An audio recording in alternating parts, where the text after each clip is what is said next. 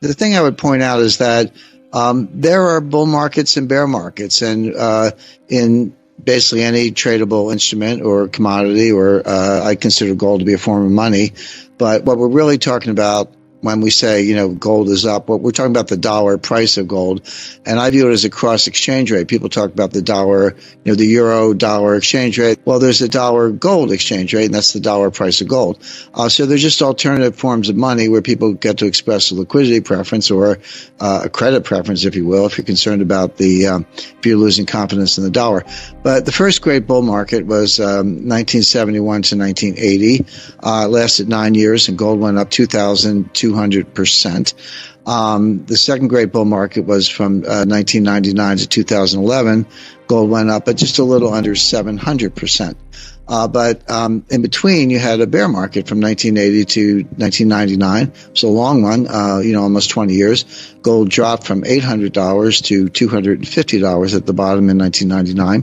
And we had a second bear market starting in 2011. I had a very interesting conversation with Jim Rogers. Jim is one of the great commodity traders, money managers of all times. And we were down in Dominican Republic at Casa de Campo. This is around 2014, but the bear market started in 2011, but it really fell off a cliff in 2013.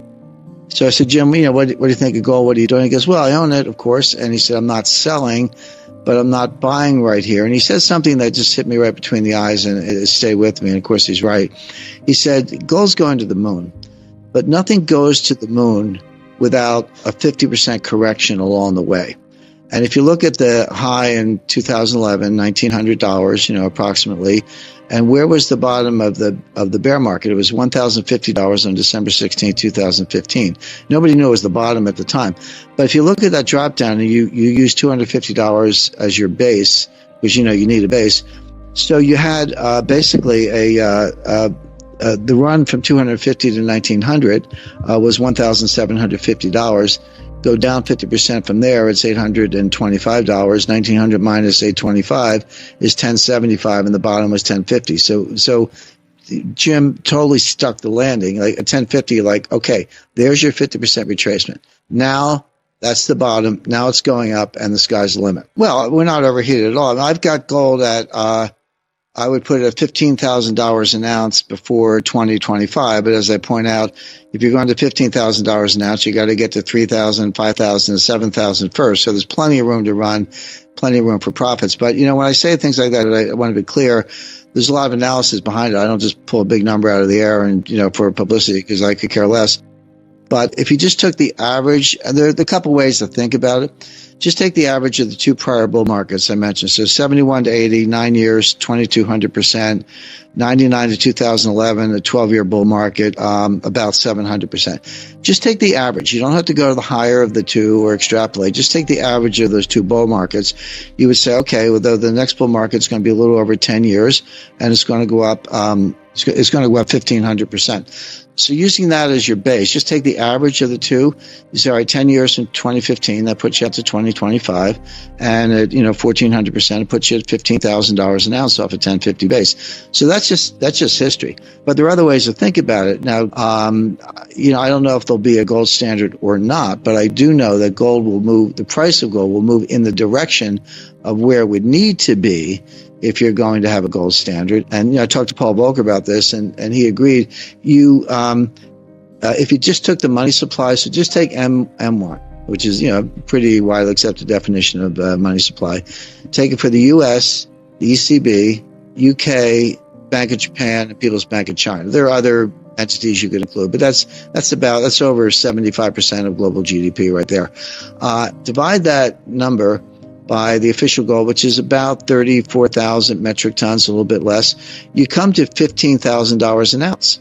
So if you're going to either have a gold standard or even use gold as a reference point for money, if you need to restore confidence in the dollar, the implied non-deflationary price is $15,000 an ounce. So what I find interesting is that if you use just the history of the last two bull markets and average them, or if you use a rigorous calculation, what's the implied non-deflationary price, Interestingly, they come out in the same place. I don't think they have to. They're two different methods, but they both point to $15,000 an ounce sometime over the next 3 or 4 years. It is a moving target. The numbers I gave you are based on current levels, but if you keep printing money, you need a higher price if you want to reference gold and not cause deflation, which they don't.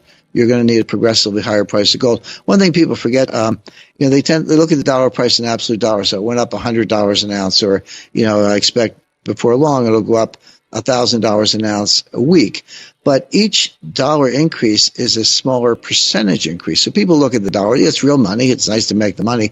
But, if you go from $14,000 an ounce to $15,000 an ounce, that's only a 7% increase. I mean, you can do that in a week. So my point is, it's still $1,000 an ounce, good for the holders, but the percentage increase gets smaller and smaller as the absolute dollar amount gets larger and larger. So $15,000 sounds like a big number from today's perspective, but as you go to 10, 11, 12, it gets to be a progressively smaller percentage increase, and therefore more likely. You need to see it logarithmically to see it, a less hyperbolic curve. So logarithmically is the right way to think about it, but in dollar terms, the percentage increase gets to be pretty small at those levels. And when I say $15,000 an ounce, I don't think I'm stretching. I mean, could it be 25,000, 40,000? I mean, just take my monetary equivalent. If you use M2, and by the way, when I used M1 and did that math, that's with 40% backing, because historically 40% has been a high level of backing. If you take M2 at 100% backing, you get to 50,000 an ounce in a heartbeat. My numbers, I think, are conservative. They could be much higher. But the thing I would point out is that the Fed dug a hole and they can't get out of it. And I said all along, but certainly, 2014, 2015, et cetera, as they did the taper and then they did the liftoff and then they raised rates and all that. I said the Fed is trying to get out of this. They're trying to normalize the balance sheet, trying to normalize interest rates. But I also said they won't be able to do it. And that's exactly what happened in the fourth quarter of 2018. Between October 1st and December 24th, 2018, the stock market dropped 19%. It was 1 point away from a bear market at that stage. And then you had the Christmas Eve massacre. And that's when Jay Powell threw in the towel. He got religion. He said, okay, first he said, we're not going to raise rates anymore. Then he said, we're on pause. Then he said, we're actually going to cut rates. And then 9 months later, he said, we're going to end quantitative tightening, which was reducing the balance, the money supply. And then in September 2019, they started QE4, which is that was before before the recession, before the depression, before the pandemic. They were already in QE4 and cutting rates again.